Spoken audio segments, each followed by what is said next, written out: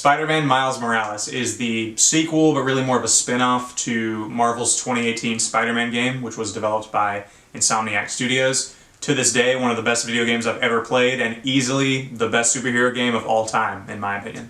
So at the beginning of this story, Peter has to leave New York for a few weeks to help MJ cover some events that are going on in Symkaria for the Daily Bugle. And since Miles has been newly trained by him since the events of the first game, he leaves him in charge of protecting the city while he's gone. And while this is happening, a gang war emerges between these two groups, one of them being a new energy corporation in the city called Roxxon, and the other being a vigilante group known as the Underground. So on top of being New York's only Spider-Man for a little while, Miles is tasked with bringing this battle to an end and also keeping the city safe. I really liked what Insomniac did with Miles in the original game. I thought the fact that you could play as him was really interesting because the way you got to see some of the events play out through his point of view made things a lot more impactful than they could have been. By the end of the story, I was really surprised at just how much I cared about his character, and I found him to be really endearing.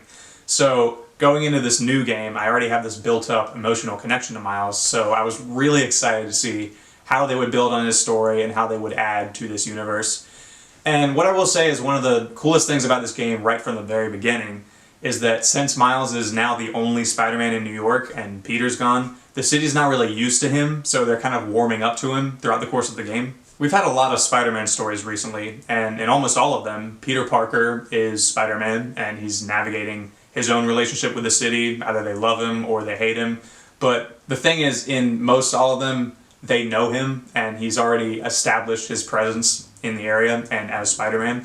And here we get to see a Spider-Man who's still learning the ropes, and the city doesn't really know what to think of him yet. They kind of just view him as this kid who's doing the things that Spider-Man does, but they don't quite trust him yet. And so it's really cool throughout the story of this game to see Miles earn that trust and that respect. The game also does a really good job at fleshing out Miles' personal life. You see how his mom is running for city council in a time where there's a lot of unrest in the city, and you get a lot of really interesting stuff there. I like how they handled their relationship. Also, one of my favorite characters in this game is Finn. She becomes really integral to the story of this game in ways that I don't want to get into here because it kind of rides on spoiler territory, but I genuinely cared about her character, and I thought her relationship with Miles was really where a lot of the most heartfelt and emotional scenes in the game took place. On that note, there's another character who shows up in this game, and I had no idea he was in it, and I'm not going to say who it is just in case you haven't played it, but if you have, you probably know exactly what I'm talking about. There's a fight scene that occurs with this person, and it's definitely one of the best scenes in the whole game. If you played the original Spider-Man, then you pretty much know what you're getting into here with the combat. It's largely the same. However, Miles has some new attacks that are really fun to use, like the bioelectricity moves, which essentially is where you charge up this meter, and once you have it filled up all the way, you can punch people with lightning coming out of your hands, and it's really satisfying. I don't know how it is on PS4, but if you play it on PS5, the controller gives you this rumbling feeling like lightning is coursing through your hands. Really immersive stuff. You also get a camouflage meter, which allows you to turn invisible, and I thought that was a really great addition because it changed up combat encounters in some really fun ways, like if you try to go all stealth and take some guys out while you're invisible. It's really fun and really intense. Of course, you can't talk about a Spider-Man game without mentioning the swinging, and it's pretty great here, just like it was in the original game. However, one of the biggest additions that I noticed was how when Miles swings around, he doesn't swing like Peter. He's a little bit clumsier. When he lands on ledges and rooftops and stuff like that, he has to move himself or position himself to get his balance back. In this way, he feels like he's still learning the ropes and he's not totally comfortable with being Spider-Man yet. So that attention to detail is just great to see. So now let's talk graphics. I was one of the extremely lucky people to get a PS5 pre-order, so my console came on launch day. I don't know how I got it. It seems like everyone I know wasn't able to get one. But fortunately, I was able to get one on launch day, so I've been playing the game on that. And it looks incredible on the system. I'm sure it looks great on PS4, but there's definitely some lighting and textures things on the PS5 that I know you wouldn't be able to get on PS4. And specifically with the ray tracing stuff, the amount of detail you're able to see in stuff like reflections and shadows and stuff like that, it really looks amazing, and it definitely feels like next-gen gaming if you play it on this console. Also, if you play it on PS5, it has two different modes. One of them is fidelity mode, which will make the visuals look better, and it has the ray tracing on. And then you can also put it on performance mode, which puts it in 60 frames per second. I like more of a cinematic feel when I'm playing video games, so I usually err on the side of a graphical mode rather than a frame rate mode.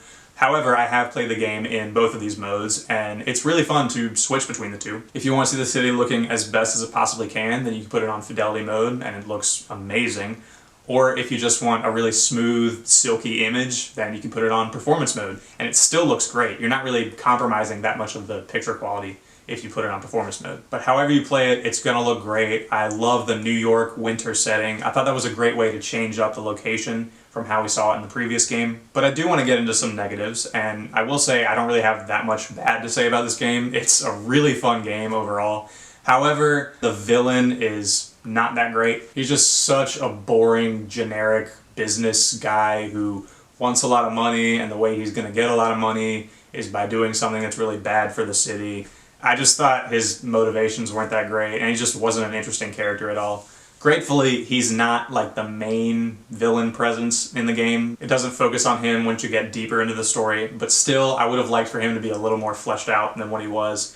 Also, the game is kind of short. I beat it in 3 days, and I bet if I played more of it on the first couple days, I probably could have beaten it then. However, it's not full price, and I do think you are getting a really good single-player story, along with a lot of side missions and side quests that you can do once you're done. So for the amount you're paying, I think you do get your money's worth. Overall, I had a great time with this game. I loved how it built on Miles' character from what we saw in the last one. I also liked how it fleshed out his personal relationships with the people around him, and also how you just got to see him earn the trust of the city as the new Spider-Man. I thought that was a really interesting dynamic. The combat definitely is familiar, but the new attacks that are specific to Miles change things up just enough to make it feel fresh. I love the New York winter atmosphere. I thought that part of the game was really great. Also, the music is awesome. It's a lot like the music from the original game. However, they added a lot of hip-hop vibes to it to make it feel specific to Miles, and I thought it really worked. If you are able to get a PS5, I strongly suggest getting it as the first game you played on the new console. But also, if you aren't, then you can definitely play it on PS4 and it would be just as good. I'm going to give Spider-Man Miles Morales an 8 out of 10. It's definitely not as immersive as the original game was, but for a smaller product that's not full price, I think you are really getting your money's worth. And I can't wait to see more from this universe. So guys, those are my thoughts on Spider-Man Miles Morales. Have you played it? What did you think about it? Let me know down in the comments below. Also, were you able to secure a PS5? I don't know too many people who were, but I'm curious if anyone here has. Really happy to be making videos again. I have a lot of stuff planned from now until the end of the year, so you can look forward to those videos soon. Also, be sure to subscribe if you want to see more videos like this. And as always, thanks for watching, and I'll see you next time.